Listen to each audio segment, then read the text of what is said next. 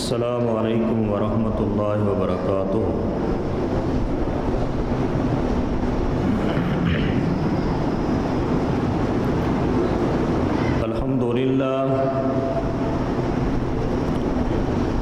الحمد للہ نحمده ونستعینه ونستغفره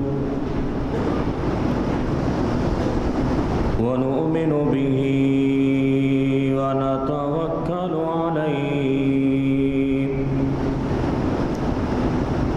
ونعوذ بالله من شرور أنفسنا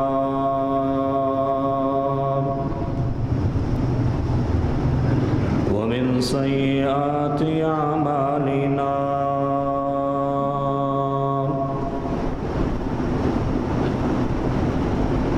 من يهده الله فلا مضل له ومن يضلله فلا هادي له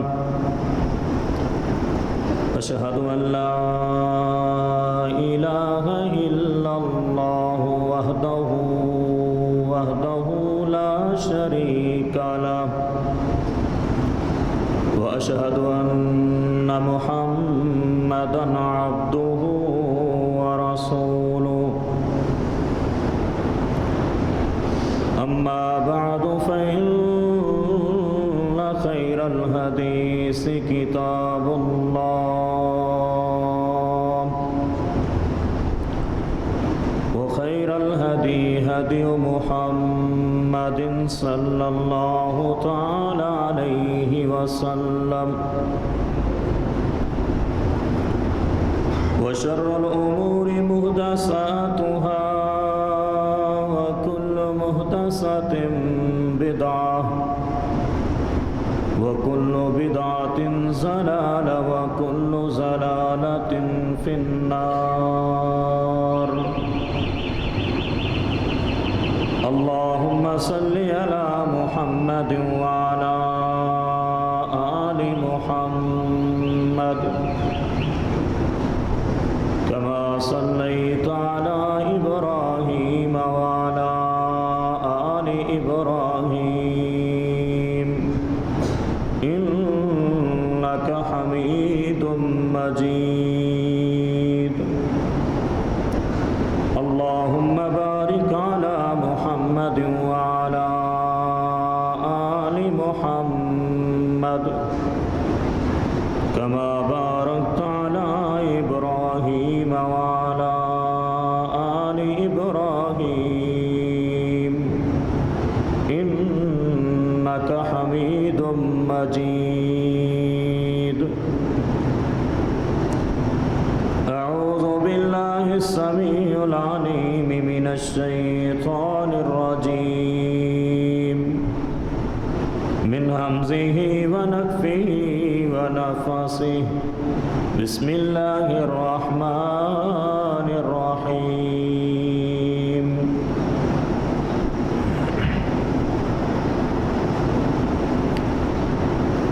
وإذا سألك عبادي عني فإني قريب أجيب دعوة الداعي إذا دعاني فليستجيبوا لي وليؤمنوا بي لعلهم يرشدون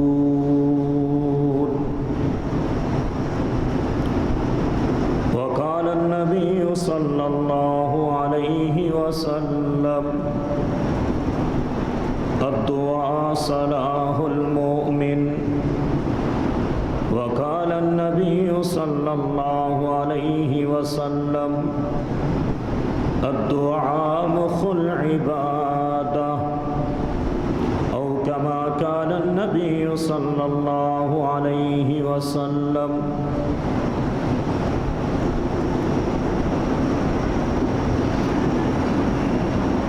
ہر قسم کی حمد و ثنا کبریائی بڑائی کے کلمات ایک اللہ وحدہ لا شریک کی ذات کے لیے خاص جو ہم سب کا خالق، مالک، مشکل کشا، حاجت روا، اس پوری کائنات کو بنانے والا، چلانے والا، مٹانے والا، وہ وحدہ لا شریک ہے۔ اس کی صفات میں، اس کے معاملات میں، اس کے اختیارات میں کوئی بھی ثانی اور شریک نہیں ہے۔ جب اس دنیا میں کچھ بھی نہ تھا تب بھی وہ اکیلا اللہ تھا، اور جب کل من علیہا فان ویبقى وجہ ربک ذو الجلال والاکرام، جب کچھ بھی باقی نہ رہے گا تو پھر بھی ایک اللہ کی ذات باقی رہے گی۔ وہ اول بھی ہے، وہ آخر بھی ہے۔ مختصر حمد و ثنا کے بعد بے شمار لا تعداد بے حد و حساب درود و سلام آخری نبی، محبوب نبی، محترم اور مکرم نبی، امام الانبیاء، امام کائنات، سید البشر، شافی محشر، ساقی کوثر، ہم سب کے رہبر جناب محمد الرسول اللہ صلی اللہ علیہ وسلم کی ذات گرامی پر، جن کی بچپن بھی اعلیٰ، جن کی جوانی بھی بے داغ، جن کا بڑھاپا بھی عظیم، کل کائنات کے لیے بہترین نمونہ حیات۔ اللہ ہم سب کو اس محبوب نبی کا غلام، سچا تابع دار اور غلام اور وفادار، اور اس نبی کا صحیح حبدار اور امتی بننے کی توفیق عطا فرمائے۔ درود و سلام کے بعد اللہ سے دلی دعا ہے، اللہ ہمیشہ اپنی رحمت، برکت اور سلامتی نازل فرمائے، بالخصوص تمام نبیوں اور رسولوں کی جماعت پر، ان میں سے بالخصوص آخری نبی پر، پھر تمام نبیوں کے ساتھی، آخری پیغمبر کے صحابہ اور صحابیات پر، پھر آگے خوش نصیب تابعی، تبع تابعین، محدثین، مفسرین، علماء کرام، سارے حفاظ پر اور سارے ولیوں پر، سارے اماموں پر، سارے سچے لوگوں پر اور تمام شہداء پر، تمام نیک مرد و خواتین پر جنہوں نے اللہ رسول کے لیے، دین اسلام کے لیے اپنا تن من دھن قربان کیا۔ سب کچھ قربان کرنے والے، خواہ وہ اس دنیا سے جا چکے ہیں یا زندہ اور موجود ہیں یا باقی آنے والے، اللہ ہمیں اور ہماری نسلوں کو، اولادوں کو، ماؤں اور بہنوں کو ایسے ہی نیک لوگوں میں شامل فرما کر ہمیشہ اپنی رحمت، برکت اور سلامتی نازل فرمائے۔ عزیز ساتھیوں اور صاحبوں، آج کا میرا جو موضوع ہے، عنوان ہے، بیان ہے، وہ انتہائی قابل ذکر اور قابل فکر ہے۔ پوری توجہ کے ساتھ، محبت کے ساتھ سننے کی ضرورت ہے، سن کر، سمجھ کر عمل کرنے کی اور پھر آگے اس پیغام کو پہنچانے کی اللہ ہم سب کو توفیق عطا فرمائے۔ عزیز ساتھیوں اور صاحبوں، وہ موضوع دنیا کا محبوب ترین موضوع ہے، جس کے لیے ہر شخص محتاج ہے اور مارا مارا پھرتا ہے، اور ہر شخص ایک دوسرے کو اپیل کرتا ہوا اس موضوع پر نظر آتا ہے۔ وہ موضوع ہے دعا۔ اللہ سے دعا کرنا اور اس دعا کے قبول ہونے کے اسباب اور نہ قبول ہونے کی وجوہات۔ لمحہ فکریہ ہے۔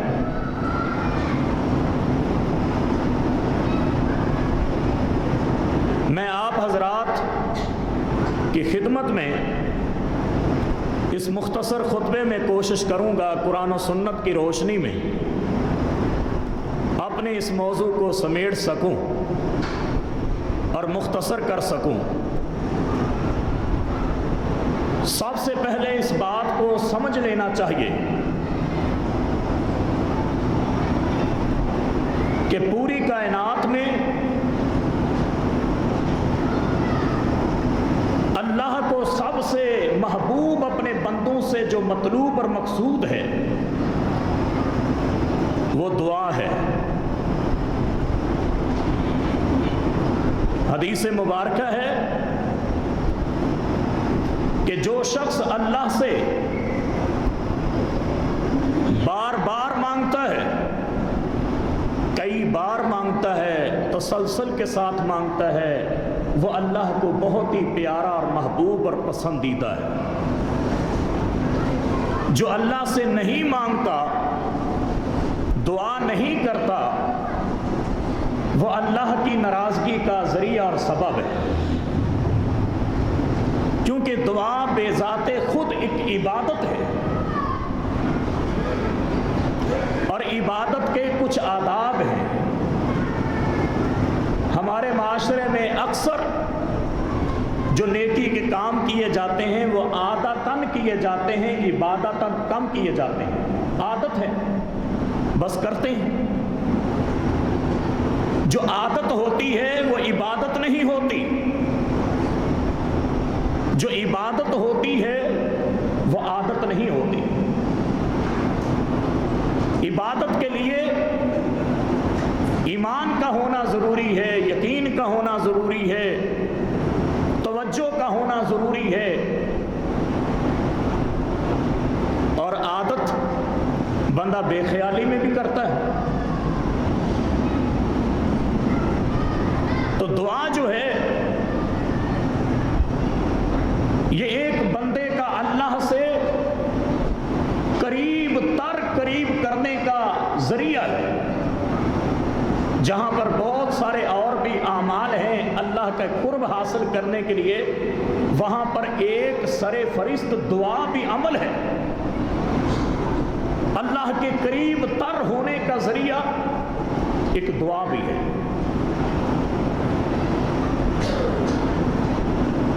اللہ کو سب سے زیادہ محبوب چیز دعا ہے، اور انبیاء کی سب سے زیادہ محبوب چیز دعا ہے۔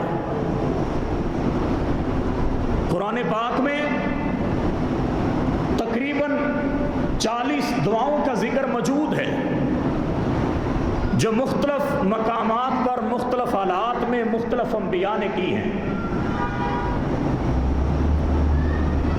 اور دعا جو ہے ایک اتنی بڑی عظیم نعمت ہے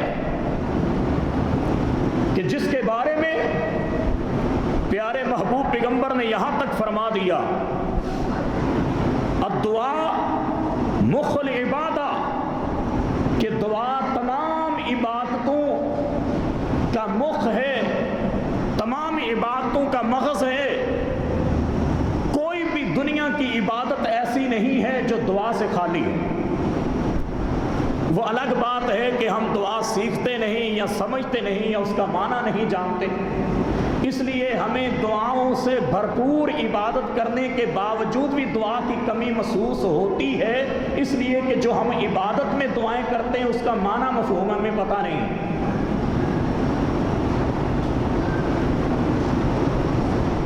جو لوگ دعاؤں کے معنی اور مفہوم کو سمجھ لیتے ہیں ان کو دعاؤں کی اصل لذت محسوس ہوتی ہے، اور جو پھر تاثیر دعاؤں کی وہ محسوس کرتے ہیں کوئی اور بندہ نہیں کر سکتا۔ دعا کی جب تاثیر آتی ہے،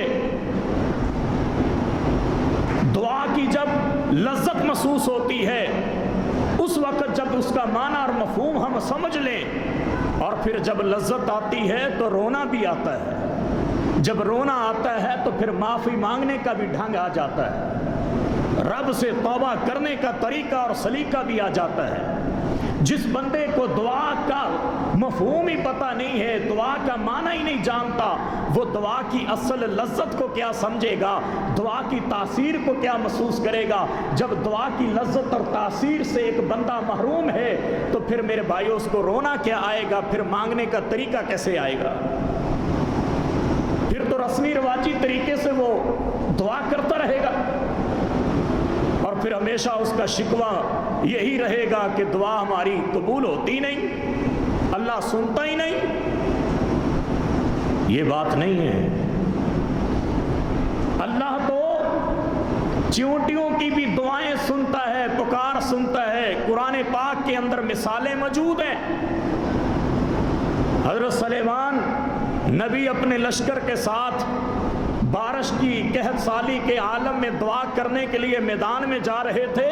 آگے دیکھا ایک چیونٹی اپنے پیٹھ کے بل لیٹی ہوئی اور اپنی ٹانگوں کو رب کی طرف، آسمانوں کی طرف اٹھائے ہوئے داد فریاد اور دعا کر رہی ہے۔ حضرت سلیمان پیغمبر کو اللہ نے یہ نظارہ دکھایا۔ حضرت سلیمان پیغمبر نے فرمایا واپس چلو، ہم سے کمزور مخلوق بھی رب سے بارش مانگ رہی ہے۔ ابھی وہ لشکر گھروں تک نہیں پہنچا تھا کہ اللہ کی رحمت کی بارش آنا شروع ہو گئی۔ اور حدیث میں موجود ہے کہ اگر یہ مخلوقات نہ ہوں تو تمہارے اعمال کی وجہ سے، تمہارے برے اور سوء اعمال کی وجہ سے، بدترین اعمال کی وجہ سے، تمہارے افعال کی وجہ سے، تمہارے گناہوں کی وجہ سے تم پر ایک قطرہ بھی آسمان سے بارش نہ آئے۔ عزیز بھائیو، دعا تو رحمتوں کے دروازے کھولنے والی ہے اور ہر عبادت دعا سے بھرپور ہے۔ آپ نماز پڑھتے ہیں، نماز بھی دعاؤں سے بھری پڑی ہے، اور کاش مسلمان نماز کی دعاؤں کا ہی معنی سیکھ لیں اور سمجھ لیں۔ اور ان کو کیا چاہیے؟ ہم دعا ضرور کرتے ہیں لیکن اس کے پورا نہ ہونے کی کچھ وجوہات ہیں، اور دعا نبی علیہ السلام نے فرمایا الدعاء صلاح المومن، دعا مومن کا سب سے مضبوط ترین، سب سے بڑا، اہم ترین خفیہ ہتھیار ہے۔ جو یہ دل ہی دل سے دعا کرتا ہے تو قدرت سے اور نعمت سے، رب کی رضا سے وہ ہتھیار چل پڑتا ہے تو اس کے سارے کام سیدھے ہو جاتے ہیں۔ یہ تمام دشمنوں سے محفوظ ہو جاتا ہے۔ جہاں پر دنیا کا کوئی ہتھیار کام نہیں کرتا، دنیا کی کوئی طاقت کام نہیں کرتی، سب کچھ چھوڑ جاتا ہے ساتھ، تو پھر اگر کوئی مومن کے کام آنے والی کوئی نعمت ہے تو وہ سب سے بڑی دعا ہے۔ دعا ایک ایسی نعمت ہے کہ اس کو مختلف حالات میں، مختلف مقامات پر کرنے سے اللہ کو بہت ہی زیادہ محبوب ہے۔ جیسے کہ رسول کریم صلی اللہ علیہ وسلم نے فرمایا انسان اللہ کے سب سے زیادہ قریب تر اگر کسی حالت میں ہوتا ہے تو وہ سجدے کی حالت میں ہوتا ہے۔ صحیح ترین حدیث ہے، پوری بصیرت اور ذمہ داری سے بیان کر رہا ہوں کہ آپ نے فرمایا کہ رب کے قریب کرنے والی، سب سے زیادہ قریب کرنے والی انسان کی حالت اور کیفیت وہ سجدہ ہے۔ آپ نے فرمایا سجدے کی حالت میں خوب رب سے دعائیں کیا کرو۔ عزیز بھائیو، اللہ نے انسان کو، اس امت کو جو عبادتوں کے طریقے دیے ہیں وہ بھی اس کی صحت کو بحال رکھنے کے لیے، صحت کو قائم رکھنے کے لیے، صحت کے عین قریب ترین عبادات کے وہ طریقے اللہ اور اس کے رسول نے بتائے ہیں۔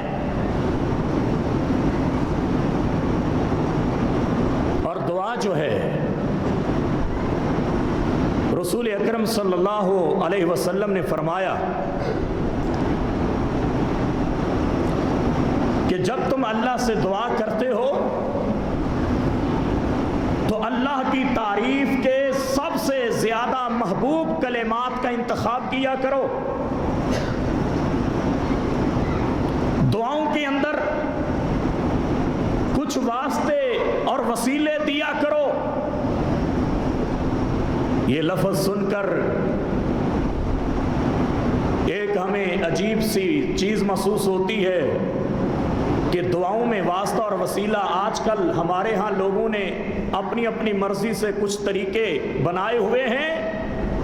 آج میں اس بات کو بھی واضح کر دینا چاہتا ہوں کہ پورے دین اسلام میں صرف 3 قسم کے واسطے اور وسیلے جائز ہیں. صرف اور صرف 3 قسم کے واسطے اور وسیلے جائز ہیں. اس کے علاوہ کوئی اور واسطہ اور وسیلہ جائز نہیں ہے اسلام میں. وہ 3 کون سے ہیں؟ وہ واسطہ اور وسیلہ جو اللہ کے قریب کر دے. ان میں سے ایک واسطہ اور وسیلہ جس کا بے شمار احادیث میں ذکر موجود ہے وہ ہے کہ اللہ کو اللہ کی صفات کا واسطہ دیا جائے. اللہ کو اللہ کی صفات کا ناموں کا وسیلہ ڈالا جائے. اللہ تو رحیم ہے، اللہ تو کریم ہے، اللہ تو عظیم ہے. تجھے تیری عظمت کا واسطہ، تجھے تیری رحیمی اور کریمی کا واسطہ. اللہ ہمیں اپنی عظمت سے اپنی رحمت سے معاف کر دے. کوئی دعا بھی اللہ کے نام کے اور اللہ کے ناموں کی اور صفات کے وسیلے کے بغیر نہیں ہے. اللہ کو اللہ کے ناموں کا واسطہ اور وسیلہ دیا کرو اپنی دعاؤں میں. اس کی بڑی لمبی تفصیل ہے. دوسرا واسطہ اور وسیلہ جائز جو ہے وہ ہے کہ اپنی نیکیوں کا واسطہ اور وسیلہ ڈالنا. آپ نماز پڑھتے ہیں اللہ کے لیے، روزہ رکھتے ہیں، صدقہ خیرات کرتے ہیں، جو کچھ بھی کرتے ہیں وہ اللہ کے لیے اگر کرتے ہیں تو ان نیکیوں کا رب کو واسطہ اور وسیلہ ڈالا کرو. بخاری کا وہ لمبا اور تفصیلی واقعہ مشہور ہے، عام ہمارے ہاں بیان ہوتا رہتا ہے. ہم نے اپنی زندگی میں کئی بار سنا ہوگا کہ وہ 3 ولی جو غار میں پھنس چکے تھے، ایک طوفان سے بچنے کے لیے غار کے اوپر ایک پتھر فٹ ہو گیا جو ان تینوں سے بھی نہیں ہٹ رہا تھا. ان تینوں نے پھر اپنی اپنی نیکیوں کا واسطہ وسیلہ ڈالا. کہا اللہ کہ اگر تجھے محبوب ہے ہمارا یہ عمل جو ہم نے صرف تیری رضا کے لیے کیا ہے تو یہ پتھر ہم سے دور ہٹا. ان میں سے ایک نے کہا تھا کہ اللہ میرے بوڑھے ماں باپ تھے، میں بکریوں کا چرواہا تھا، دور نکل گیا، دیر ہو گئی واپسی تک، میرے ماں باپ سو چکے تھے، میں دودھ کا پیالہ لے کر ان کے سرہانے کھڑا رہا، میں نے اٹھایا بھی نہ کہ کہیں ان کی آنکھ کھلی. نیند اگر ان کی ٹوٹ گئی تو دوبارہ پتہ نہیں کب آئے گی. میں ان کے خود بخود جاگنے پر انتظار میں کھڑا رہا. میری ماں جب اٹھی تو میں نے دودھ کا پیالہ پیش کیا. اللہ یہ عمل میں نے صرف تیری رضا کے لیے کیا تھا، اگر تو میری اس عمل پر نیکی پر راضی ہے تو آج ہمیں اس مصیبت سے نجات دے دے. اللہ نے اس کے اس عمل کی وجہ سے تھوڑا سا پتھر ہٹا دیا. دوسرے نے کہا اللہ میرے پاس ایک مزدور آیا، اس نے محنت مشقت سے مزدوری کی، جب میں مزدوری تھوڑی دینے لگا وہ ناراض ہو کے چلا گیا. کئی سالوں کے بعد جب دوبارہ آیا تو میں نے اس کی مزدوری سے بکری خریدی.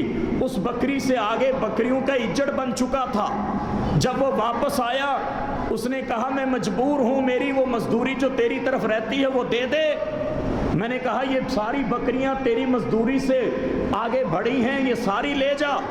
اس نے کہا تھوڑی تو دینے پر راضی نہیں تھا، اب بکریاں دے کر میرے ساتھ مذاق کرتا ہے. کہا نہیں، میں اللہ کی رضا کے لیے سب کچھ تجھے دے رہا ہوں، جاؤ لے جاؤ. اللہ اللہ میں نے تیری رضا کے لیے اس کو ساری بکریاں، اس کی مزدوری اپنی زندگی میں واپس اس طرح لٹا دی۔ اللہ اگر تو میری اس نیکی پر راضی ہے تو اللہ اس پتھر سے ہٹا دے اور ہمیں نجات دے دے۔ اللہ نے تھوڑا سا پتھر اور ہٹا دیا۔ تیسرے نے کہا کہ میری چچا زاد بہن تھی، میرے چچا کی بیٹی مجبور تھی، بے بس تھی، غریب تھی، مجبوری کا نجائز فائدہ اٹھاتے ہوئے وہ میرے پاس پیسے لینے آئی، کچھ رقم لینے آئی، میں نے اس کی مجبوری کا نجائز فائدہ اٹھاتے ہوئے اس کو گناہ پر راضی کر لیا۔ جب گناہ کے عین قریب موقع پر پہنچا تو وہ کانپنے لگی۔ میں نے کہا یہاں تو کوئی نہیں دیکھ رہا، کیوں کانپ رہی ہے؟ اس نے کہا جہاں کوئی نہیں دیکھتا وہاں پہ رب دیکھ رہا ہے، جہاں پہ کوئی نہیں دیکھ رہا وہاں پہ رب دیکھ رہا ہے۔ میں اپنی زندگی میں آج مجبوری اور بے بسی کے عالم میں تیرے سامنے محتاج ہو کر اس گناہ کو کرنے کے لیے تیار ہوں۔ اس کو رب کی نافرمانی پسند نہ آئی، اس کے اس رب کے ڈر اور خوف نے صرف اس کو ہی گناہ سے نہیں بچایا بلکہ اس کے ساتھ دوسرے شریک کو بھی اللہ نے ایسا بچایا۔ اس کے اس خوف خدا نے اس کی زندگی کا بھی میرے بھائیوں تبدیل کر دیا، رخ موڑ دیا، انقلاب پیدا کر دیا۔ وہ بھی کہنے لگا کہ آج کے بعد میں بھی کبھی اپنے خالق اور مالک کی نافرمانی نہیں کروں گا۔ جا میں نے تجھے معاف کر دیا، یہ پیسے بھی لے جا۔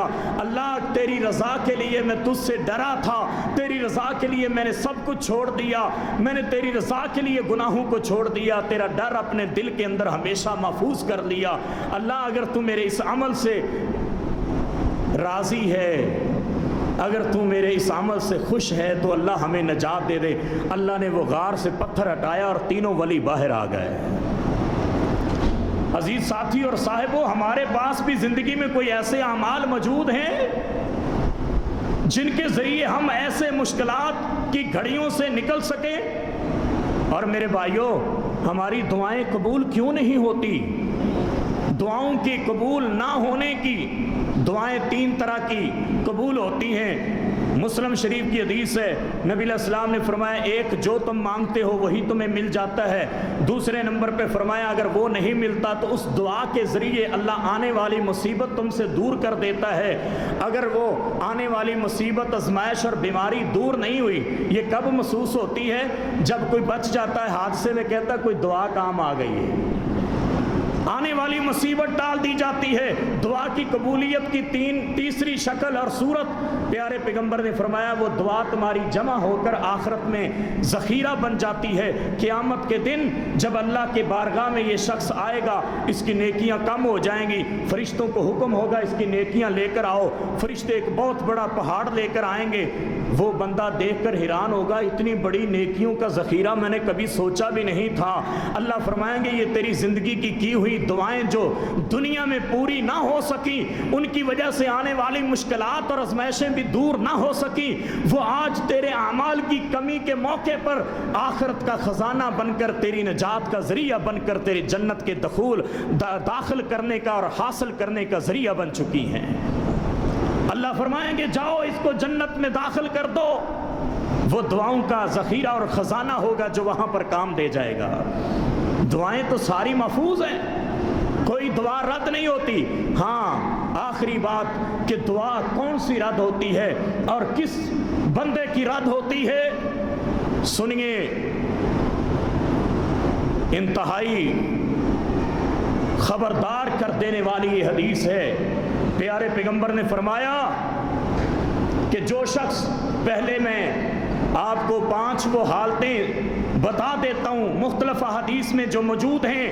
پیارے پیغمبر نے فرمایا کہ جو شخص مسافر ہوتا ہے اس کی دعا رد نہیں ہوتی۔ یہ ہم نے عام سنا ہے، حدیث موجود ہے، صحیح ترین حدیث، مسافر کی دعا رد نہیں ہوتی۔